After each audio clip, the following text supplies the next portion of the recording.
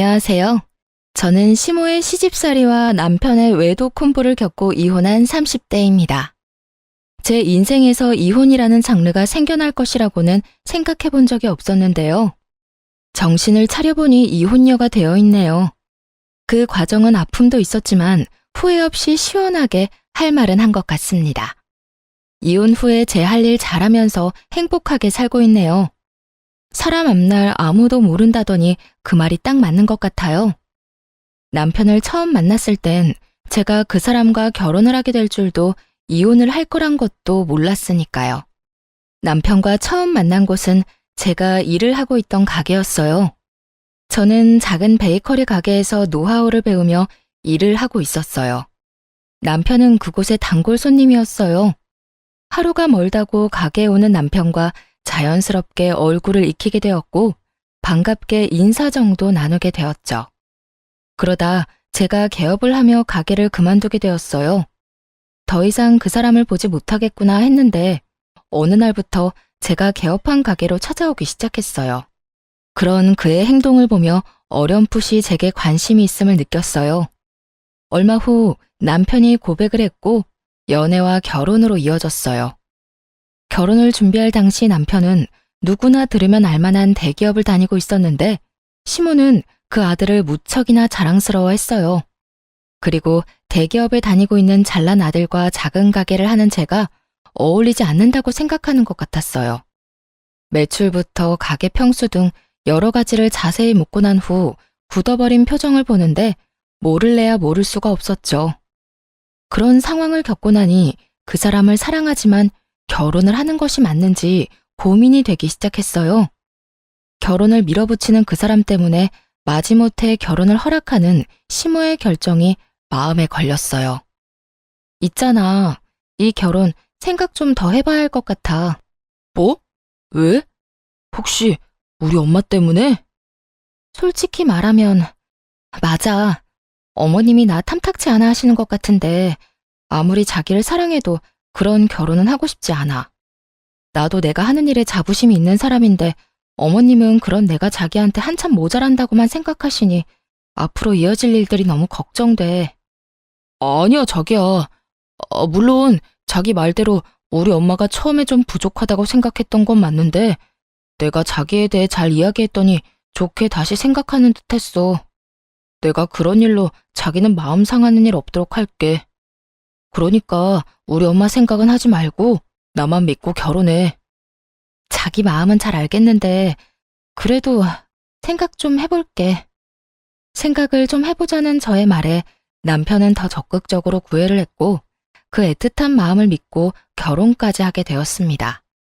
고민을 하긴 했지만 결혼을 하고 보니 남편과 함께하는 생활이 만족스러웠습니다. 이래서 다들 결혼을 하는구나 하는 생각이 들 정도로 행복했죠. 하지만 기쁨도 잠시 시모와 문제가 생기기 시작했어요. 결혼 초반에 남편의 앞에서는 다정했던 분이 남편이 없는 곳에선 저를 알게 모르게 무시하기 시작하더군요. 처음엔 그런 유치한 행동을 믿을 수가 없어 제가 오해한 게 아닐까 생각했어요. 시간이 흐를수록 저를 향한 눈빛과 바로 옆에서 제가 말을 걸어도 무시하는 행동을 보며 오해가 아니라는 걸 알게 되었어요. 어린애도 아니고 다 큰 어른의 그런 행동이 기가 막혔지만 큰 피해를 주는 것도 아니고 무엇보다 참을만 했기에 두고 보고 있었죠. 그리고 왜 저를 무시하냐고 따졌다가 자신은 못 들어서 그랬다고 하면 그만이니 따지기도 애매한 상황이었어요. 그러던 어느 날 저를 따로 시댁으로 부른 적 없던 시모가 집으로 한번 오라더군요. 마침 가게 휴무일이기도 해서 혼자 시댁으로 향했어요. 시모는 다짜고짜 저희 부부의 돈 관리에 대해 묻더군요. 내가 너를 따로 부른 이유는 다름이 아니라 너희 돈 관리 어떻게 하니? 네? 왜 그걸 갑자기 물으세요? 그냥 궁금해서 그런다. 너 정확히 수입은 얼마나 되니? 매출 말고 이것저것 다 제하고 남는 순이익 말이다. 적금은 들고 있니? 생활비는 얼마나 쓰니? 돈은 네가 다 관리하는 건 아니지? 지금까지 궁금해서 어떻게 참았나 싶을 정도로 질문들을 쏟아내더라고요. 사실 황당했어요. 부모로서 궁금할 수도 있다고 생각하긴 하지만 이런 식의 막무가내 질문은 기분이 좋지 않더라고요. 무엇보다 따지듯 묻는 시모의 말투가 기분이 나빴고요.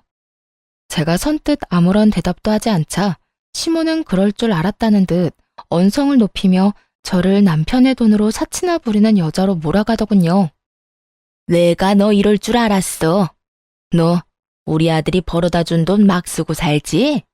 그러니까 내 말에 하나도 대답 못하는 거 아니야? 기가 막혔죠. 저요, 적금도 충분히 들고 있었고 시모의 말처럼 사치 부리지도 않았어요. 그저 우리 가정 문제기에 굳이 다 말할 필요가 없다고 생각했고 무엇보다 시모의 언행이 황당해 대답을 못하고 있었을 뿐인데 그런 식으로 몰아가니 기분이 확 나빠지더라고요. 어머님, 무언가 크게 오해하시는 것 같은데요.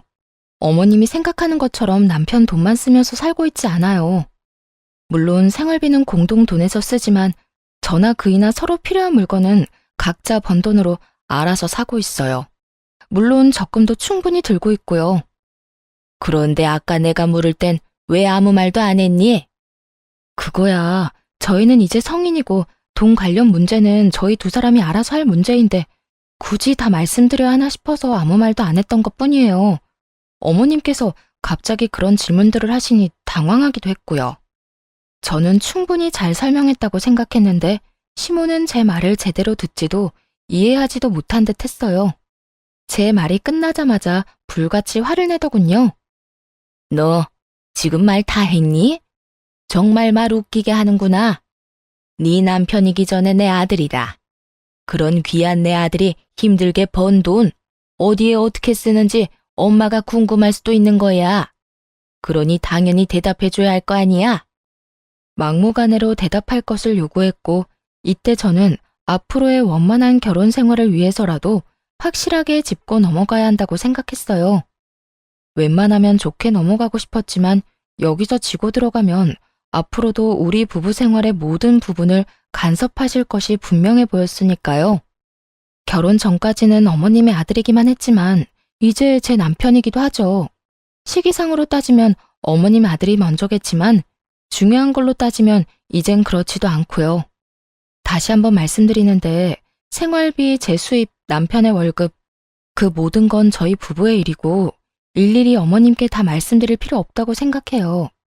저희도 이제 성인이고 아까 말씀드렸다시피 어머님 아들은 이제 저와 가정을 이루었으니 이런 문제는 부부끼리 알아서 잘하고 살겠습니다. 아, 그러니까 너희가 알아서 할 테니 이 늙은이는 신경 쓰지 말라. 이 뜻이니? 네가 이렇게 나오니 더 의심하는 거야. 네가 내 아들 돈으로 흥청망청 쓰고 살지 않으면 왜 말을 못하는 게야? 네가 당당하지 않으니까 상관하지 말라며 숨기는 거 아니냐 이 말이다. 마음대로 생각하세요.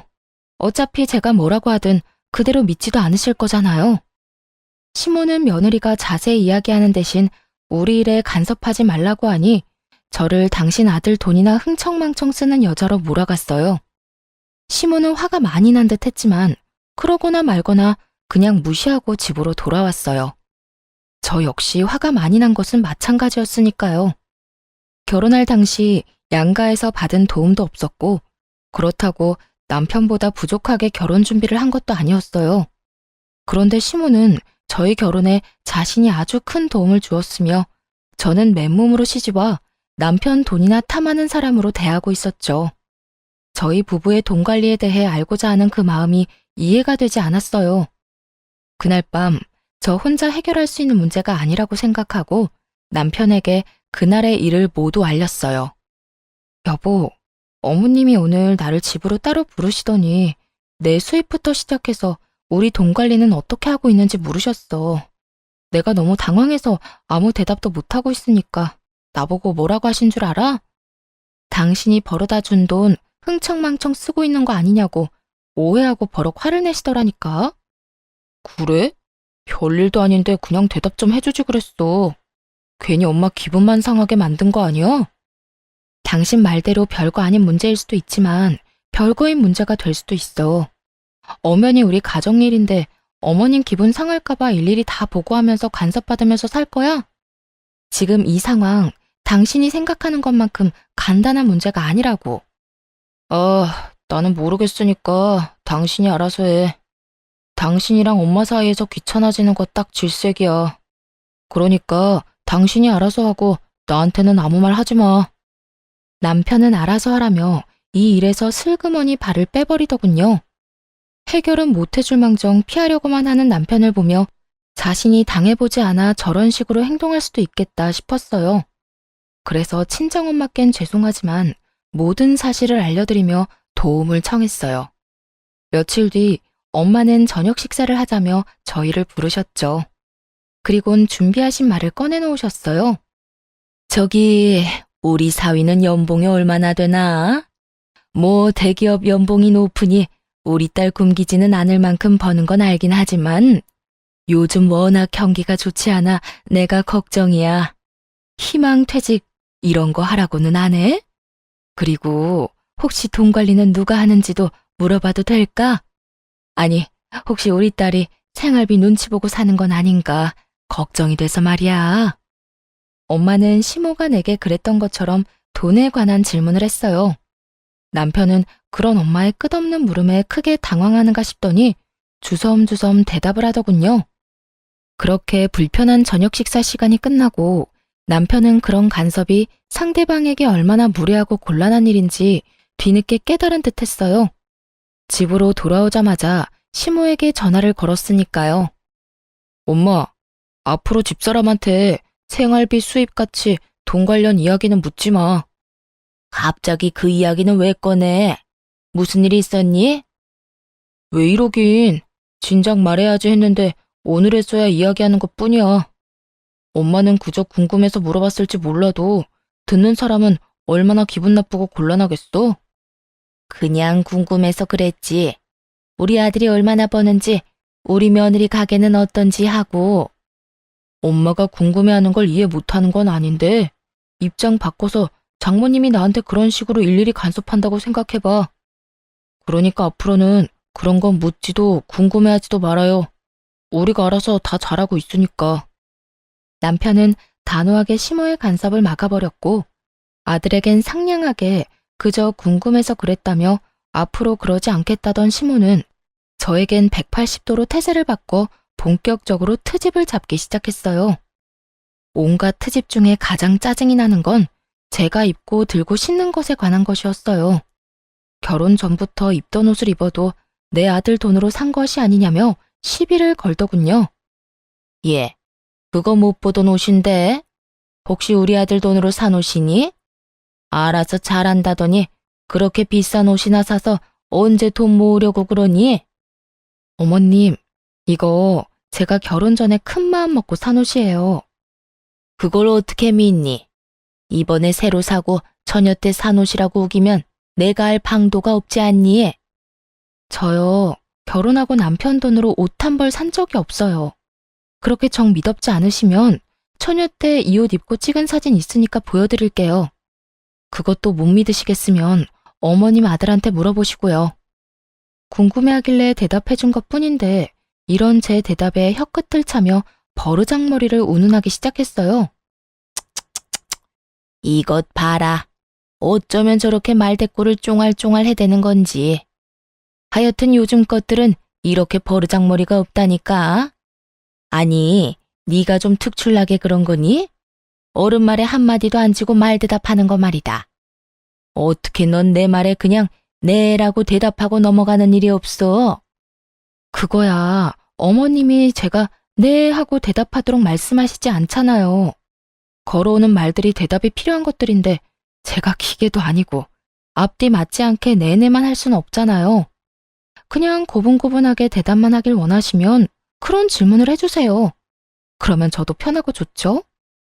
이후에도 시모는 저를 괴롭히고 싶어 안달이 난 사람처럼 행동했고 저 역시 피하지 않고 맞섰죠. 제가 아무리 할 말은 참지 않고 한다고 한들 기분이 나쁘고 정신적으로 많이 피곤하더라고요. 그래서 전 자연스럽게 시모의 연락을 피하게 되었죠. 그러던 사이 오래 기다렸던 남편의 진급이 결정되었어요. 그 소식을 들은 시모가 가게로 찾아와 잘난 아들 유세를 하기 시작하더군요. 너 소식 들었지? 우리 아들이 이렇게나 대단하다. 이게 다 내가 똑똑한 아들 떡하니 낳아서 뒷바라지를 워낙 똑소리 나게 잘했기 때문 아니겠니? 넌 우리 아들한테도 잘해야겠지만 나한테도 잘해야 한다. 나 아니었음 네가 어딜 가서 저런 남편 만났겠니? 시모는 남편의 진급이 모두 자신의 덕이라며 듣고 싶지 않은 본인 자랑, 아들 자랑을 한참 늘어놓더군요. 그리고 시모의 입에서 기가 막힌 이야기가 흘러나오기 시작했어요. 그래서 하는 말인데 앞으로 너희 생활비 빼고는 나한테 다 주거라. 진급도 했으니 연봉도 올라갈 텐데 그 돈을 너희가 관리해서 제대로 모으기나 하겠니? 내가 내 용돈 조금 빼고 다 모아줄 테니 당장 다음 달부터 그렇게 해. 용돈만 좀 달라고 해도 시모 하는 꼴이 기가 막혀주기 싫은데 아예 생활비를 빼고 나머지 돈을 당당하게 내놓으라니요. 너무 당당하게 저딴 말을 하는 모습을 보니 황당하더라고요. 이 일을 남편에게 말해봤자 소용이 없겠다는 생각이 들었어요. 말해봤자 뭐 하겠어요. 작은 문제도 귀찮다고 저에게 다 미루는 사람인데 이번 상황이라고 뭐가 다를까 싶었으니까요. 빠르게 머릿속이 정리되어 갔고 이 상황을 제가 해결하기로 했죠. 그러니까 어머님 말씀은 제가 돈 관리를 똑바로 못할까봐 돈을 맡기라는 뜻이네요. 그래, 그거지. 이제야 네가 말이 좀 통하는구나. 그런 문제라면 친정에 맡길게요. 아시겠지만 저희 부모님 두 분 다 오랫동안 은행에 계시다가 퇴직하셔서 자산 관리는 전문가 뺨치게 잘하세요. 투자 쪽도 꽤 잘 아시고요. 당장 다음 달, 아니, 당장 이번 달부터 친정에 다 맡겨야겠어요. 이런 생각은 하지도 못했는데 감사해요. 저는 밝게 웃으며 시모에게 감사 인사까지 전했고 이런 제 말에 노발대발하기 시작했습니다. 너 지금 그 말 진심이니? 당연히 너희가 번 돈은 시댁에 맡겨야지. 그걸 왜 친정에 맡기는 게야? 시댁이랑 친정이 같아? 넌 출가했으니 이제 우리 집 사람이다. 같은 부모님인데 뭐가 다른가요? 저도 저희 집에선 하나뿐인 귀한 자식인데요. 설마 친정에서 저희 돈이라도 떼먹을까봐 그러세요? 걱정 마세요. 절대 그런 일은 없어요. 그게 무슨 말 같지도 않은 소리니? 같다니 뭐가 같단 말이야. 너는 우리 집에 시집 왔으니 이제 네 친정과는 끝난 인연인 거야. 그리고 내 아들 돈을 왜 엄한 집에다 맡겨? 내 아들 돈은 내 돈과 다름이 없다. 그런 내 돈을 왜 사돈댁에 맡긴다는 말이야? 어머님 말이야말로 헛소리를 하시네요. 결혼하기 전이야 어머님 아들이니 아들 돈을 마음대로 관리했을지 몰라도 이젠 저랑 결혼했으니 더는 어머님 돈이 아니라고요. 전 그대로 시모를 가게에서 내쫓아버렸고 그날 저녁 집에 화가 잔뜩 난 남편이 저를 기다리고 있더군요. 당신 어떻게 그럴 수가 있어? 아무리 엄마랑 사이가 좋지 않다고 해도 그렇지. 용돈 좀 받아보겠다고 거기까지 찾아간 시어머니를 그렇게 매정하게 쫓아낼 수가 있어? 그러니까 당신 말은 내가 고작 용돈 좀 달라고 찾아온 어머님을 용돈 주기 싫어서 가게에서 내쫓았다 이 말이야? 그래. 우리 엄마가 아까 울면서 전화해서 다 말했어. 당신이 친정에 용돈 줘야 해서 우리 엄마한테 줄 돈은 없다고 했다며? 나 진급도 했고 연봉도 올랐는데 용돈 좀 드리면 어디가 덧나? 말을 들어보니 낮에 그 일이 있고 난 후 남편에게 전화를 걸어 울고불고 하며 없는 말을 지어내 저와 남편의 사이를 이간질했더군요. 아무것도 모르고 당하기만 하던 신혼 때와는 달리 이런 상황을 대비해 미리 가게 CCTV 영상을 복사해온 상태였고 녹화된 영상을 보여주며 사실은 시모가 남편에게 한 말과 아주 많이 달랐음을 증명해 보였죠. 이제 알겠어? 어머님이 당신한테 거짓말한 거야. 용돈 조금 달라고 가게까지 찾아올 뿐이야? 생활비만 빼고 돈 다 내놓으라고 하시더라. 남편은 영상을 보고 시모에게 전해 들은 말과 다르니 처음엔 당황하는 듯 하더라고요. 하지만 그것도 잠시 천연덕스럽게 시모의 편을 들기 시작했어요. 들어보니 우리 엄마 말이 틀린 말도 아니네.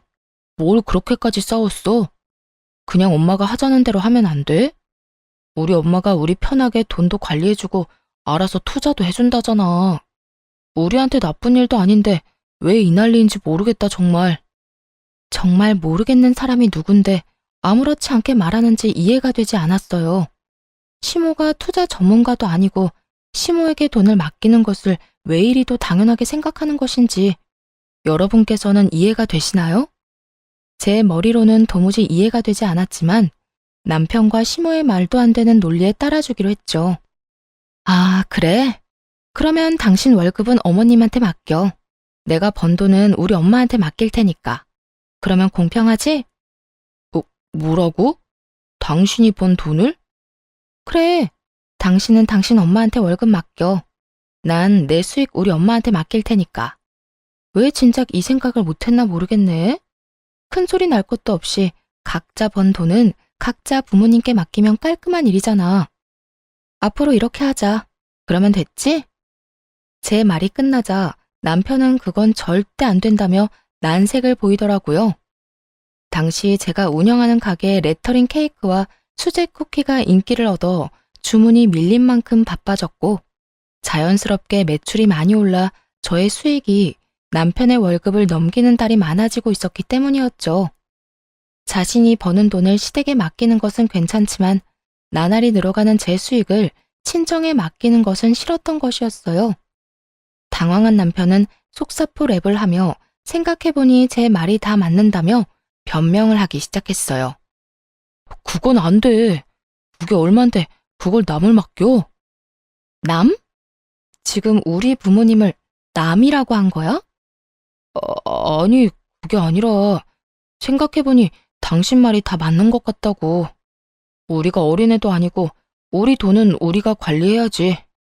지금처럼 돈 관리는 우리가 하자. 원래처럼 말이야. 우리 엄마한텐 내가 이야기할 테니까 당신도 방금 말은 없던 걸로 하기다. 알겠지? 남편의 말을 듣고 있는데 어이가 없어 말문이 막혔어요. 그렇게 아무 대답도 하지 않고 남편을 빤히 보고 있는데 남편 휴대폰에 문자 알림음이 울리더군요. 남편은 놀라며 휴대전화를 확인했고 그의 안경 렌즈에 반사된 문자 내용을 언뜻 보게 되었어요. 상호는 보지 못했지만 20만 원이 넘는 금액을 쓴 카드 승인 문자였어요.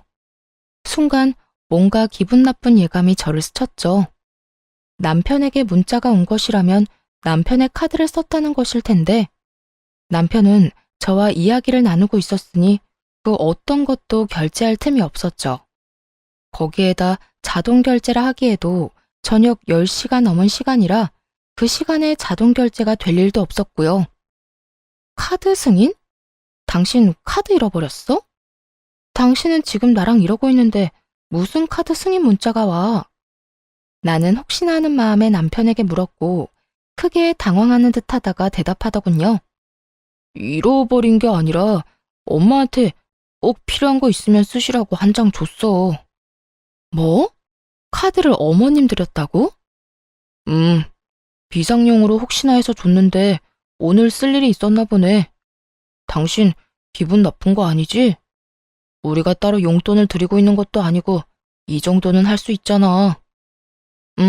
잘했어. 어머님께 카드 정도는 드릴 수 있지. 애써 쿨한 척 대답은 했지만 저는 전혀 괜찮지 않았어요. 시모는 9시 뉴스가 시작되기도 전에 잠자리에 드는 편이라 카드를 사용한 그 시간까지 깨어있을 사람도 아니었죠. 혹여나 무슨 일이 있어 깨어있더라도 아들 카드를 말없이 20만 원이 넘는 금액을 결제할 사람이 아니었거든요. 남편이 수상할 수밖에 없는 상황에 찜찜한 마음을 가득 안고 그의 행동을 눈여겨보게 되었습니다. 그러다 결국 꼬리를 잡게 되었습니다. 그날은 남편이 진급 축하 회식을 하고 밤늦게 들어온 날이었어요. 잔뜩 술에 취해 정신없이 잠이 든 상태였죠. 일단 전 잠든 남편을 살피며 조심스레 휴대전화를 살펴보았습니다. 딱히 수상한 점은 발견할 수 없었어요. 주차장으로 내려와 남편의 차 블랙박스를 살펴보게 되었습니다. 그곳에서 믿을 수 없는 영상을 발견하게 되었습니다. 얼마나 철두철미한지 이전 영상은 다 삭제되어 있었는데 딱 그날 집으로 돌아오는 차 안 상황만 남아있더라고요. 회식 마친 남편은 상간녀와 함께 대리를 불러 차를 타고 온 듯 했어요. 술에 너무 취해 지우는 것을 깜빡해 남아버린 외도의 증거가 적나라하게 드러나 있었죠. 자기야, 오늘 너무 많이 마신 거 아니야? 진급해서 기분 좋아 마시는 술은 아닌 것 같던데. 요즘 집사람 때문에 스트레스 받아서 그래. 무슨 여자가 한마디 지는 법이 없어. 우리 엄마한테도 또박또박 말대답이나 하고 말이야. 내가 요즘 두 사람 그 사이에서 아주 피곤해. 그것만큼 남자 피곤하게 만드는 일이 또 없지. 그래서 난 우리 남편이 뭐라고 하면 그냥 대답만 하고 무시해버려. 말 길게 해봤자 좋은 게 하나 없더라고. 자기는 어쩌면 이렇게 현명해? 어디 현명하기만 해? 능력도 좋아서 이번에 나 진급까지 딱 시켜주는 거 봐. 나 사실 이번엔 기대도 안 하고 있었는데 자기 덕에 진급도 했잖아.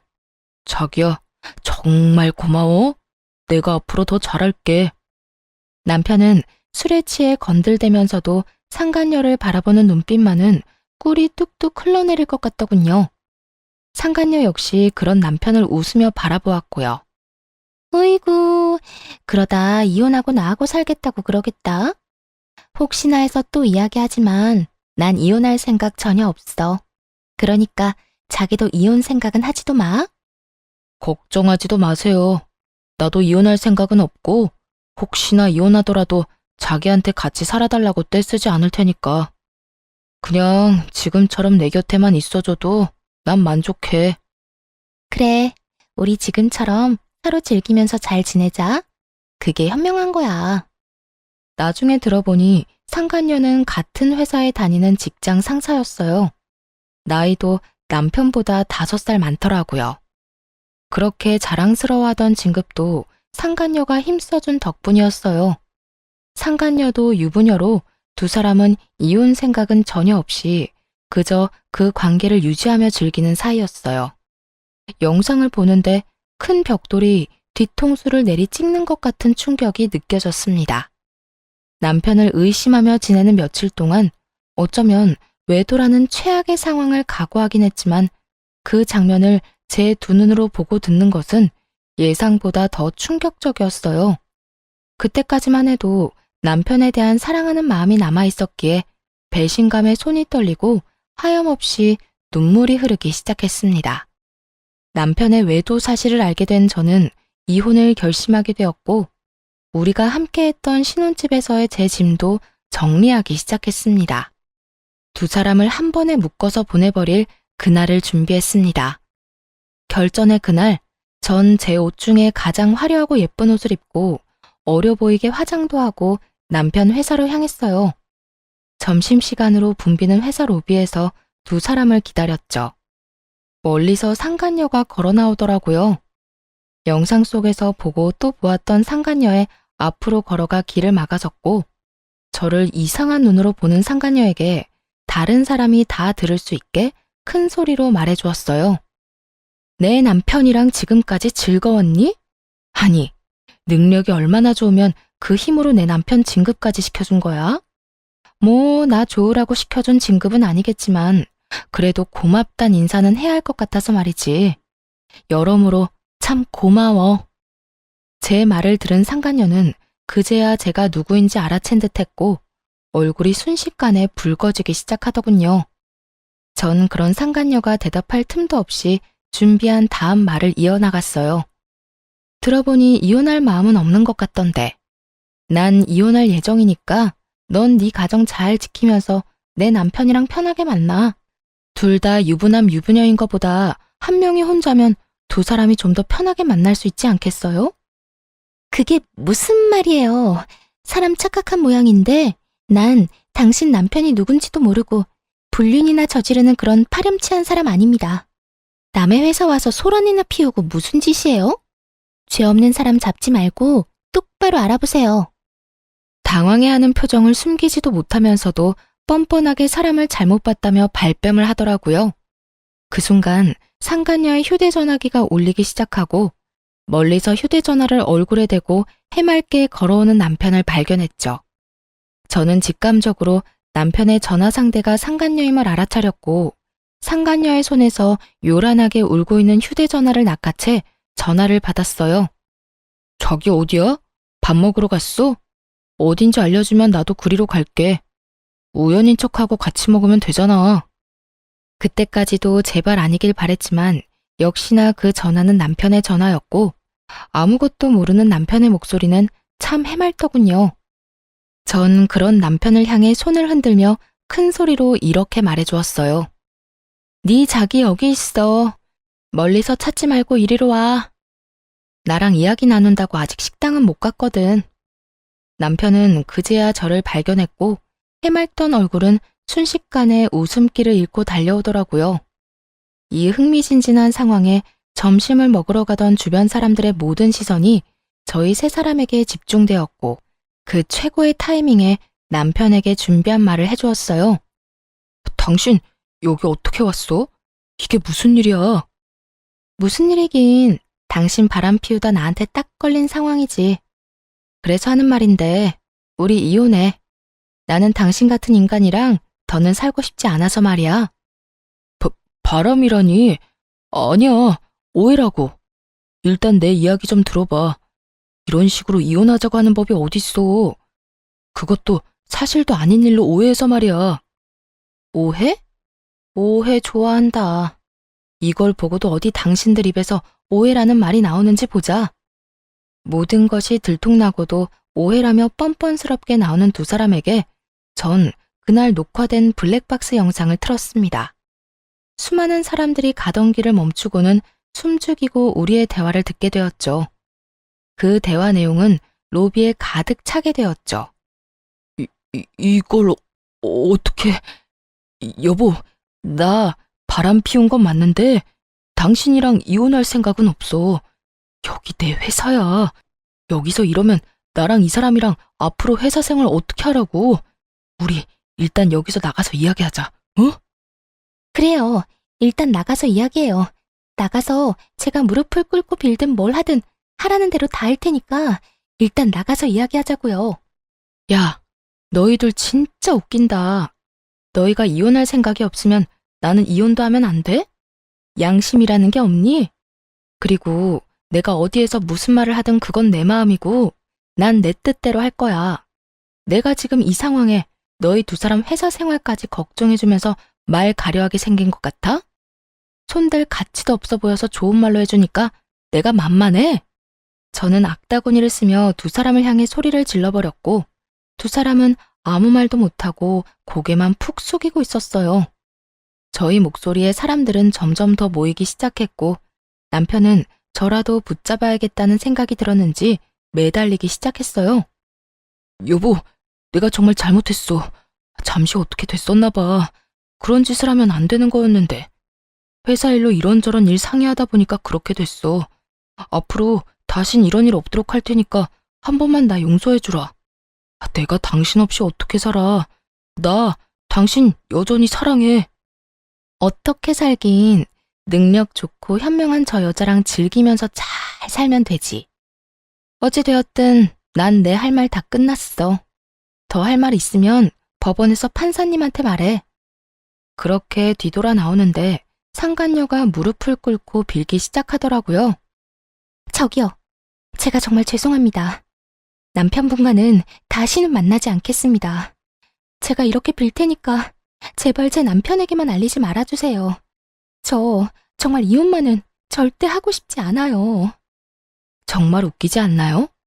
자기 가정은 그렇게 소중하다는 사람이 남의 가정은 이렇게 망쳐놓고 이제 와서 미안하다는 말로 사과라뇨.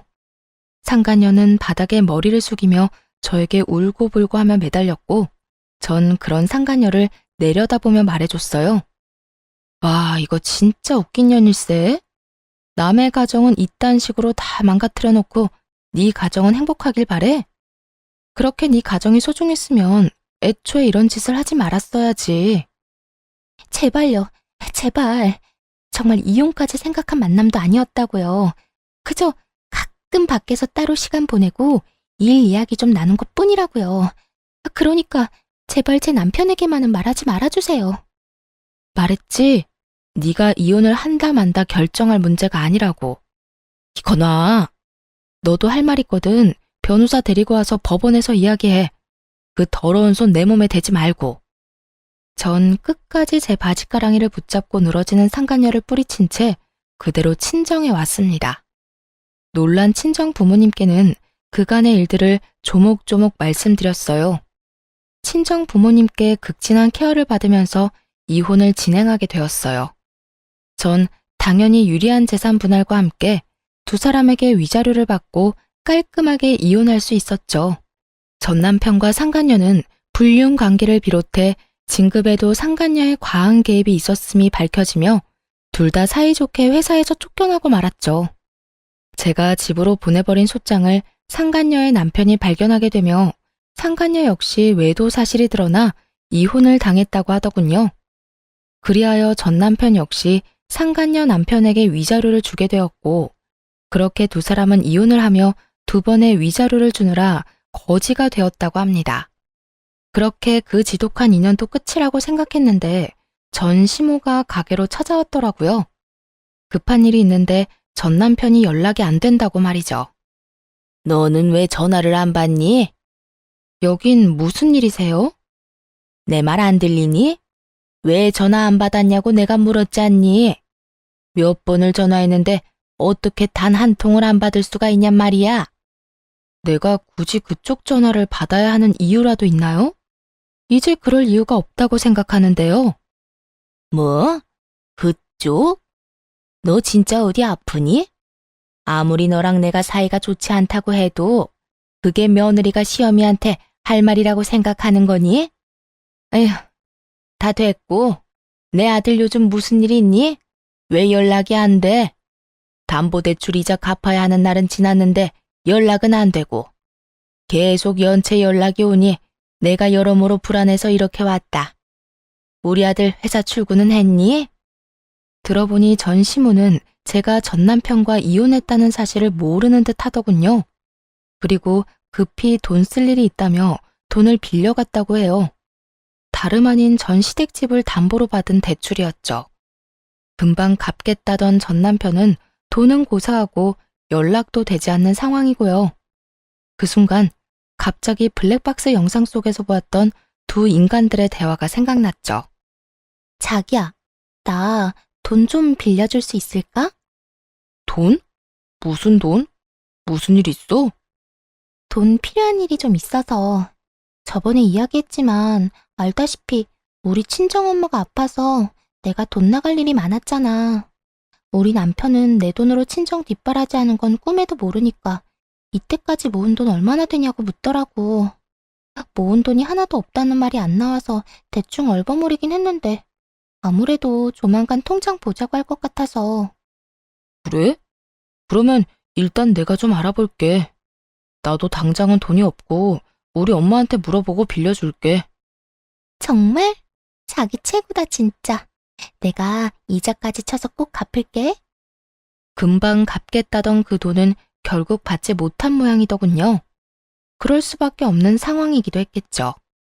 전 남편은 저에게 그리고 상간녀의 남편에게 위자료를 준다고 퇴직금에 빚까지 내서 탈탈 털어줬을 테고 상간녀 역시 상황이 별반 다르진 않았을 테니까요. 전 시모는 생각에 잠긴 제 어깨를 툭툭 치더니 준비한 말을 하기 시작했어요.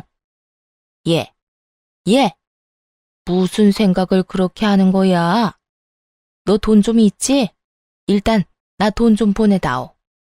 일단 연체된 돈부터 빨리 넣어줘야지. 하루가 멀다고 연락이 오는데 사람 피 말라 죽을 지경이다. 아무것도 모르는 전 시모는 아주 당당하게 당신 아들이 빌려간 돈을 제게 달라고 했어요. 그렇게 대단한 아들을 둔 전 시모를 한껏 비웃어주며 그간의 모든 일을 하나도 빠짐없이 알려주었습니다. 그걸 왜 나한테 달라고 그래요? 나 그쪽 아들이랑 이혼했어요. 저 그쪽 며느리 아니에요. 이혼한 지 넉 달이 넘어가는데 그걸 아직도 몰랐단 말이에요? 뭐? 이혼? 너희가 왜 이혼을 해? 왜 이혼하기는요. 그쪽 그 잘난 아들이 회사에서 유부녀랑 바람이 났지 뭐예요. 대기업 그렇게 노래를 하더니 결국 대기업 다니는 여자 만났으니 아줌마한테는 좋은 일이겠네요. 너 무슨 말을 그렇게 하니? 그리고 아무리 이혼을 했다고 해도 한때는 시어머니였던 사람한테 그쪽 아줌마는 너무하지 않니? 네가 한 번을 안 지고 따박따박 따지고 드니까 내 아들이 바람이 나지. 내 아들 탓할 거 하나 없다. 다 네가 이렇게 되바라져서 그런 거야. 전 시모는 이 와중에도 부끄러운 줄도 모르고 잘난 아들 감싸느라 정신이 없더군요. 그 눈물겨운 모성애 앞에 전 아직 말하지 않은 사실을 알려주었죠. 아, 그래요? 그러면 그런 걸로 치고 아줌마 대출 받았다고 했죠. 아마 그 대출금 못 갚아줄 거예요. 아줌마 아들 부정진급에 불륜까지 저질러서 회사에서 잘리고 이혼 위자료에 상간남 위자료까지 주느라 빚쟁이 됐을 거거든요. 그러니까 그 집 팔고 얼른 대출금부터 갚으세요. 아들 기다려봤자 연락 안 올 거라고요. 아, 그리고 아줌마한테 빌려간 그 돈 상간녀한테 빌려줬어요. 그 여자도 지금 빚쟁이 신세고요. 뭐야? 내 아들이 회사에 잘리고 빚쟁이가 됐다고? 그것도 모자란 내 돈을 그 여자한테 줬단 말이야? 네, 안타깝지만 다 사실이에요. 당장 아들한테 연락해서 물어보라고 하고 싶은데 보아하니 그 잘난 아들도 연락이 안 되는 것 같네요. 못 믿겠으면 회사에 연락해보든가요. 그럴 리가 없어. 똑똑한 우리 아들이 그런 멍청한 일을 할 리가 없잖아. 두 사람 증거 아직 제 휴대전화에 있는데 보여드려요? 그래야 조용히 내 가게에서 나간다고 하면 보여주고요. 화가 머리끝까지 난 전시무는 드라마에 나오는 회장님처럼 목덜미를 잡고 뒤로 넘어간 듯 하더니 저를 노려보며 가게에서 난동을 피우기 시작하더라고요. 뭐야? 인연이? 이게 다 너 때문이다. 내 아들이 하필 너 같은 거랑 결혼해서 그렇게 된 거야. 불쌍한 내 아들 가여워서 어쩌노. 내 아들뿐인 줄 알아? 한평생 살아온 내 집은 어떻게 할 거야? 그게 왜 내 탓이에요. 생사람 잡지 말고 당장 여기서 나가세요. 여기까지만 하고 나가면 내가 마지막으로 한 번은 참겠지만 지금 나가지 않으면 진짜 가만 안 있어요. 그렇게 마지막 기회를 줬지만 전 시모의 귀에는 들리지 않는 듯 했어요. 온갖 욕을 하며 제가 정성 들여 만든 쿠키와 케이크를 다 쓸어버리는가 싶더니 테이블과 의자까지 넘어뜨리더군요.